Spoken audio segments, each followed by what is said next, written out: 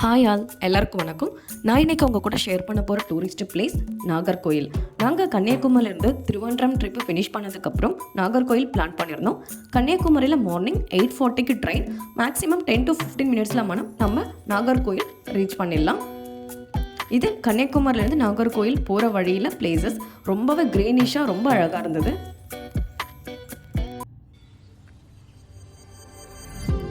ட்ரெயினில் பெருசாக யாருமே இல்லை, ரொம்ப காலியாக இருந்தது ட்ரெயின்.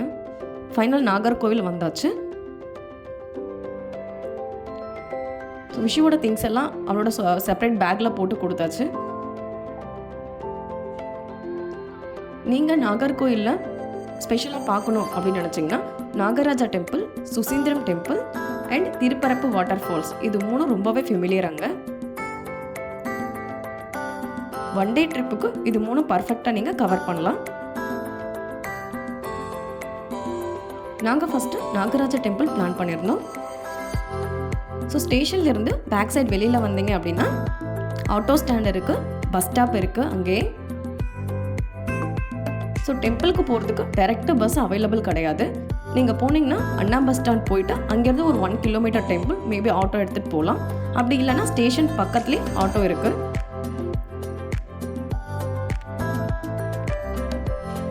விஷயம் எல்லாருக்கும் ஹாய் சொல்லிக்கிட்டு நல்லாவே என்ஜாய் பண்ணா.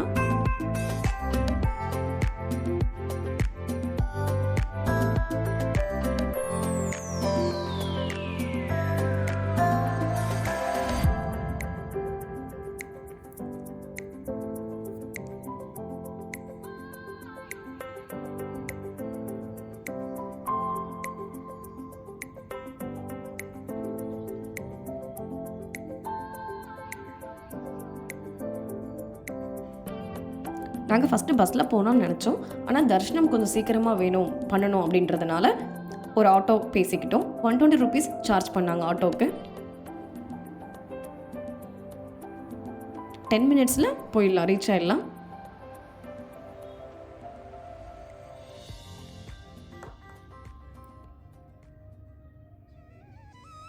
ஃபைனலாக டெம்பிளுக்கு வந்தாச்சு.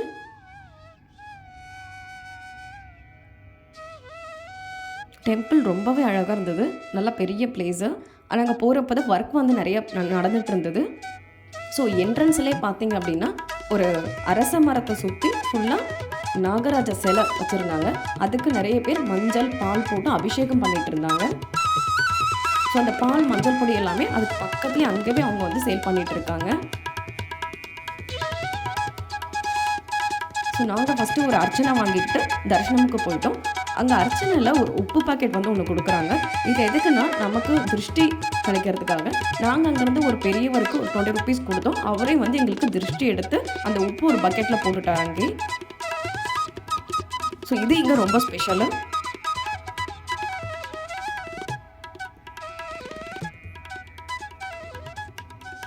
ஸோ நாங்கள் போயிட்டு தரிசனம் முடிச்சுட்டு வந்து பக்கத்துலேயே குளம் இருக்குது, குளம் பார்த்துட்டு இருந்தோம். அதில் பார்த்தீங்கன்னா அந்த குளத்தை சுற்றி ஃபுல்லாகவே இந்த நாகராஜா சிலை வந்து வச்சுருந்தாங்க. அது ரொம்ப யூனிக்காக அழகாக இருந்தது.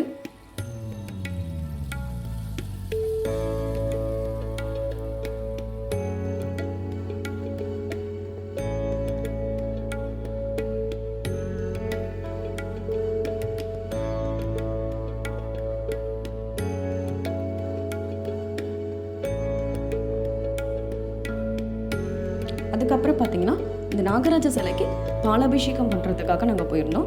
ஸோ 100 rupees சார்ஜ் பண்ணுறாங்க. ஒரு சொம்பில் ஒரு 1 liter ஆஃப் மில்க்கு ப்ளஸ் உங்களுக்கு அந்த மஞ்சள் பொடி பேக்கெட் வந்து கொடுக்குறாங்க 100 rupeesக்கு. ஸோ கொஞ்சம் மஞ்சள் பொடி போட்டுட்டு அது மேலே கொஞ்சம் பால் போட்டு அபிஷேகம் பண்ணணும். அங்கே நிறைய சிலைகள் இருக்குது. ஸோ ஒரு சிலைக்காக அங்கே இருக்கிற மொத்தம் சுற்றி வந்து எல்லா சிலைக்கும் அபிஷேகம் பண்ணணும்.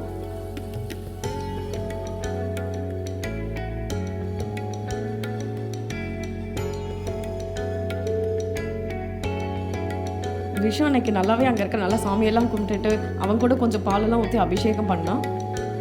அவனுக்கு அந்த அபிஷேகம் பண்ணிட்டு ரொம்ப பிடிச்சிருந்தது. அங்கேருந்து வரவே இல்லை.